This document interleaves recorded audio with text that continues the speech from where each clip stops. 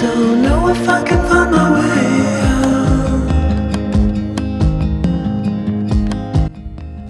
I've thought so many thoughts today that I'm exhausted, and it's only 1:11. I'm on my period again. Hey now. Started a few days early. Very important update. This is very sentimental to me. I think that's the right word. I'm treating myself to some mushroom coffee with some French vanilla almond creamer and coconut creamer, because that just sounds soothing right now. So that's what I'm doing, okay? I'm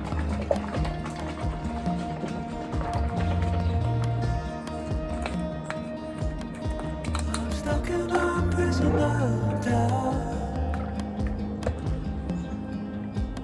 In this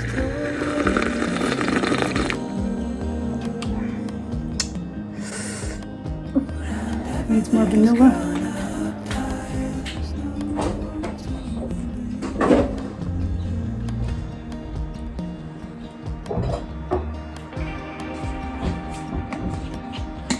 nobody's watching at night.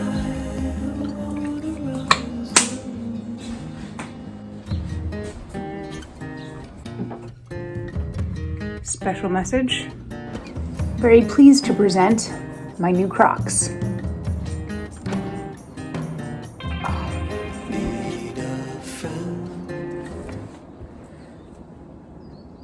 On a personal level, 2023 was it was a turning point for me, and it was when I felt the most isolated and scared to survive. My body wasn't really working. I went through a horrific breakup after being very limerent, having just personal struggle. I moved away during 2020, and then over the next few years, I got progressively sick. So these are the sandals that I got. They're Crocs, and it was kind of like, oh, this broke. But when I got this, it was kind of like a self-care move.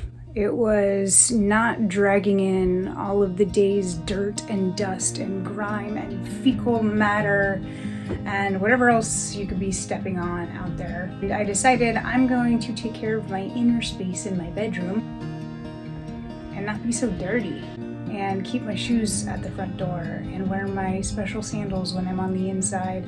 And so I'm pretty bummed to see these go. I probably could actually might be able to figure out a way to secure these.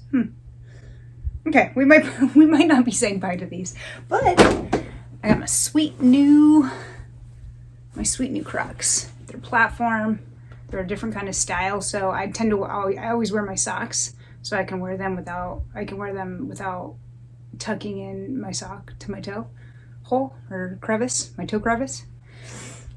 And so I'm stoked about that.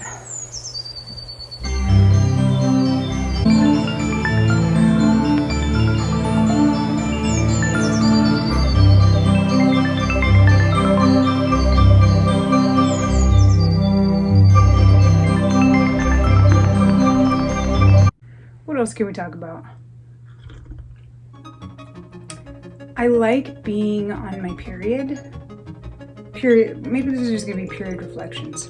I like being on my period because it's the only time that I actually really wind down and I can watch a movie from beginning to start. And not even a movie, I'm more drawn towards documentaries. What else did I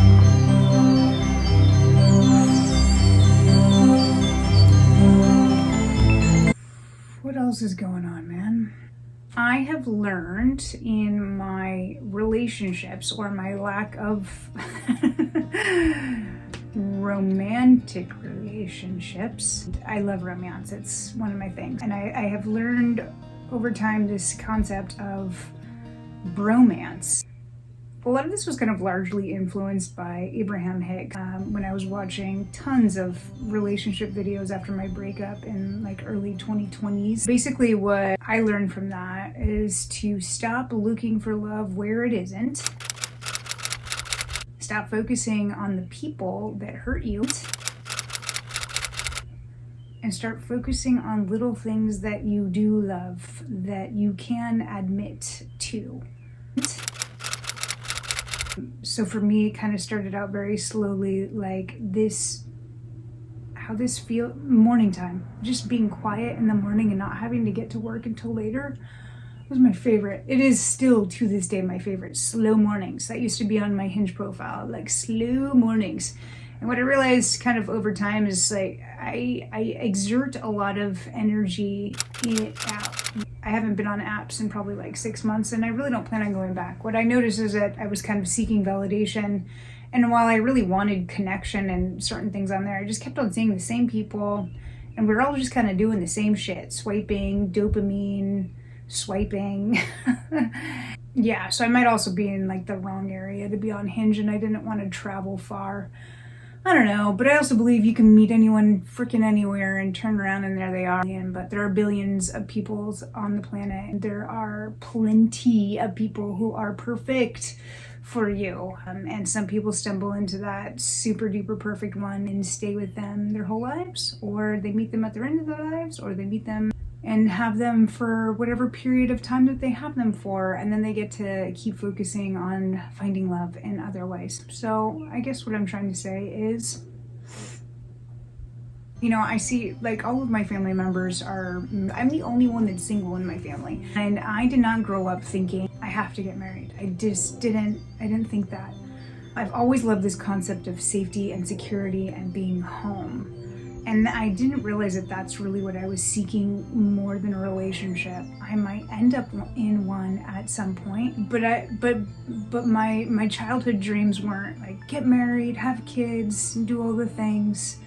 Over the course of my lifetime, it became more like find stability, take care of yourself, find something that interests you enough. But I'm a sucker for love, dude. I am a sucker for love. Kind of approaching a different relationship style. I'm becoming more open to just some different ways. I love my alone time. I need a lot of alone time, and I certainly believe that you can meet one person and respect each other's, you know, differences or celebrate them or whatever. But I'm also kind of coming to terms with I might not end up in a traditional type of relationship, and I'm kind of okay with that. I have so much love in my life. I am excited to explore some things that I maybe have rejected before because I had fear of judgment. I have a lot of love to give, a lot of nurturing to give, and it just might not be in that kind of traditional avenue. Well, that feels nice to say out loud. I was a little all over the place, but I think I'm finding my way with that. But even without that, let's say I didn't explore romantic dynamics in other ways. I have so much romance and bromance in my everyday life that I learned to see over the course of like years. And I don't have a buttload of friends. I have like a handful of solid friends and a handful of people that I am slowly starting to get to know right now. And they've been kind of patient with me and understanding of my needs around never knowing, am I gonna have enough energy to socialize, or do I have to go crash so I can just, you know, go to work successfully and make it back home successfully to handle all my responsibilities that are just basic. That was an interesting tangent. Hope you enjoyed. But yeah, I'm working on my next video. Actually, by the end of this week, I probably will be able to post it. How to turning my rental bedroom into my living space / office space. Floor plan, budget-friendly update, just where I have like just a bunch of problem areas. It's also partially furnished. I'm not allowed to put holes in my walls. How to design with limitations on space, even though I do have a decent amount of space, but I have furniture that's not mine that I can't move. And how to make it just more livable and breathable, especially for my mind that is a little cuckoo bananas without visual interest and organization. It's kind of a shit show right now. It's probably why I'm not making that much progress mentally. If that sounds cool to you, feel free to join in.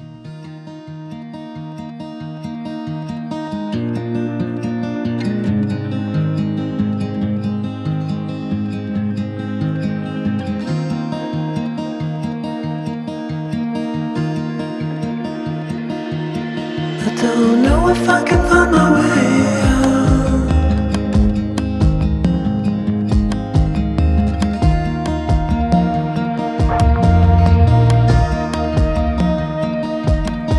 I'm stuck in a prison of doubt.